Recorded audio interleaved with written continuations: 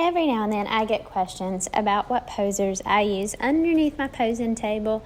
You can see here as I'm setting up for the Froggy that I intend to use the headpiece from Hello Little and One Riser. I very rarely deviate from the head lifter and one riser. It seems to work for almost all babies. My really small babies don't need the riser, but most of my babies do need the headpiece and the riser. Once I get my headpiece and riser set up, I go get baby. I normally go straight from my bucket pose to my Froggy position.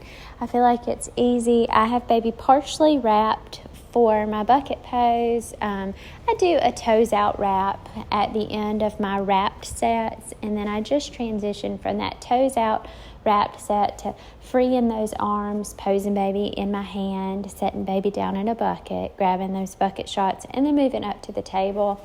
I find that this is the best flow that works for me. I always try to do a bucket pose with my newborns, especially if there are siblings. It eliminates the need for sibling to hold baby, and they're just able to sit around the bucket, and it's super cute.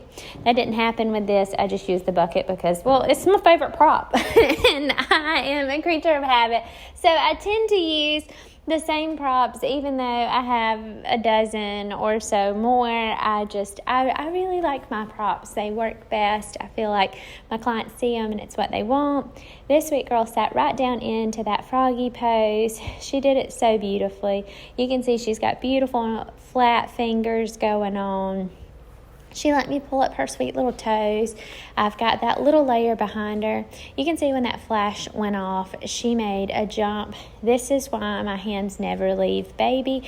I just want to ensure that they are safe. I can feel the tension in my hands as I'm working, and I can ensure that they are safe when my hands stay on them. Babies can be pretty unpredictable, but you can feel they tense up when they get upset and they want to cry, and I like being able to feel baby in my hand. So my hand is on her here as I get my headshot. This is the image of her head without my hand, and then I set my camera down. I go in and I swap my hands so that way I can get the bottom portion of baby for my composite image. She truly just slept so beautifully and made my job so effortless. She sat in this Froggy pose in no time. It took a little over 4 minutes and some change for me to get completely sat up to get the image. I'm an overshooter. She tucked her toe on one side. I went to fix it, and then she moved. So I tried to go ahead and get her sat back up in the Froggy pose. While I already have good images, I am just an overshooter. This day I had a friend in studio, and I did let her go ahead and shoot with my camera, so that way we could get just a more pulled back version of this Froggy pose for my clients. I am totally obsessed with the way that it came out. She was such a sweet baby. After we got this version of the Froggy, I'm checking her angles to make sure they look good.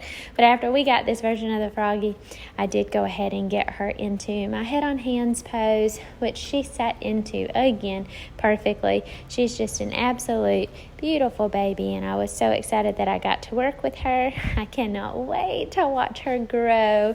And that is it, guys. I hope you enjoyed. See ya. Bye.